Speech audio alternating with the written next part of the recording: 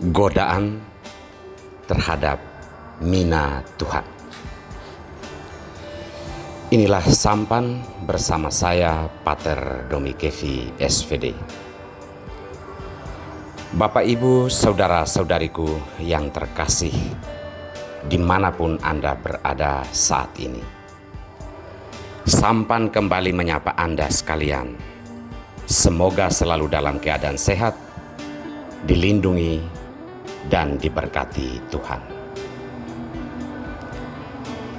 Saudara-saudariku terkasih, kita mencapai banyak hal yang baik di dalam hidup. Entah itu dalam hal-hal jasmani, pun dalam hal-hal rohani.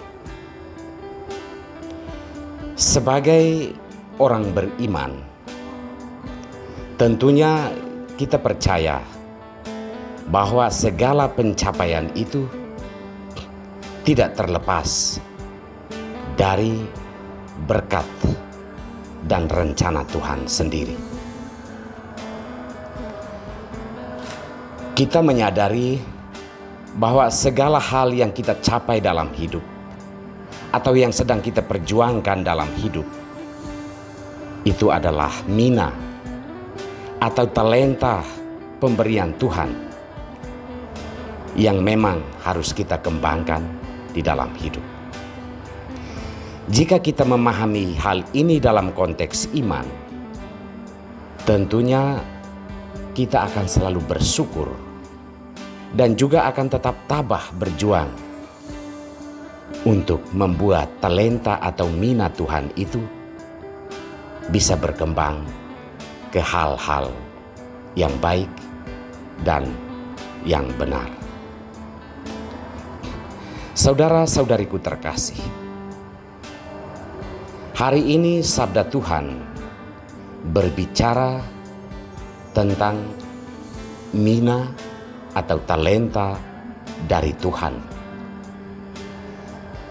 Apa yang mau dikatakan di sini adalah bahwa segala berkat yang berupa talenta atau mina itu bukan saja hanya berupa pemberian yang harus kita syukuri, tetapi juga disertai tanggung jawab. Karena kita akan berhadapan dengan godaan-godaan untuk mau diapakan talenta atau berkat dari Tuhan tersebut. Kita belajar dari sabda Tuhan hari ini. Dalam bacaan pertama dari kitab kedua Makabe, dikisahkan tentang seorang ibu yang harus kehilangan 7 anaknya dalam satu hari.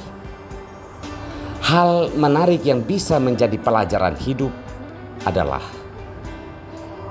sama sekali ibu ini tidak mau bekerja sama dengan kejahatan atau meninggalkan jalan Tuhan, sekalipun ancamannya adalah ke-7 anaknya harus mati dalam sehari.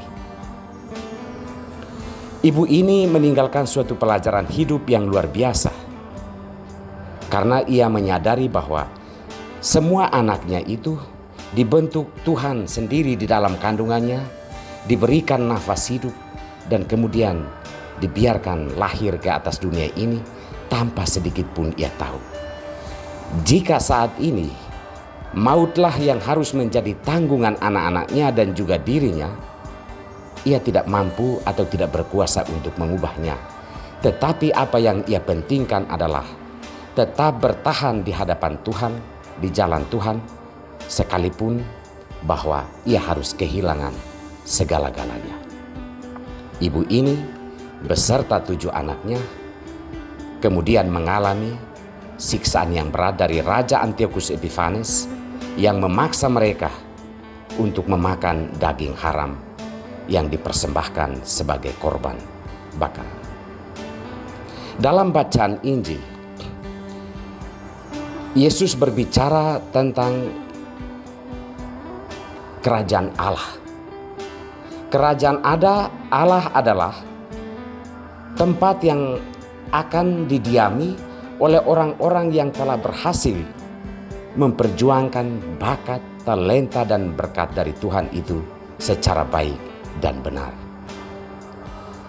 Hamba yang memperoleh 10 mina, hamba yang memperoleh 5 mina, itu berhasil mempertaruhkan hidupnya untuk membuat mina dari Tuhan itu berkembang. Sedangkan hamba yang menerima 1 mina, jangankan diperjuangkan, tetapi ia bahkan bangkit mempersalahkan Tuhan, mempersalahkan orang lain, karena ia merasa tidak cukup. Ia merasa pemberian-pemberian Tuhan itu tidak ada arti, tidak cukup. Oleh karena itu, ia tidak mengembangkan hidupnya ke arah hal yang baik dan juga ke hal yang benar. Saudara-saudariku terkasih, bakat, mina, atau talenta yang dimaksudkan sabda Tuhan hari ini adalah kehidupan kita. Kita tidak pernah tahu Tuhan membentuk kita itu dengan cara apa dan bagaimana. Tetapi yang kita sadari bahwa kita sedang menjalani hidup ini.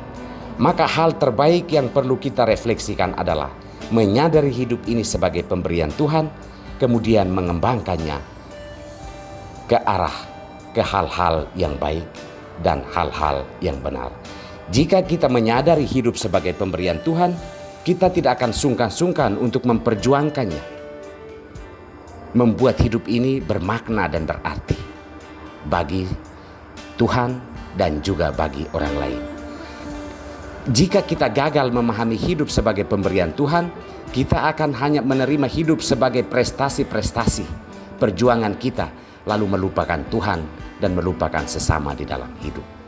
Ingat, orang-orang yang akan mendiami kerajaan Allah adalah orang-orang yang bertahan dalam godaan untuk tetap setia memperjuangkan hidupnya di dalam jalan Tuhan.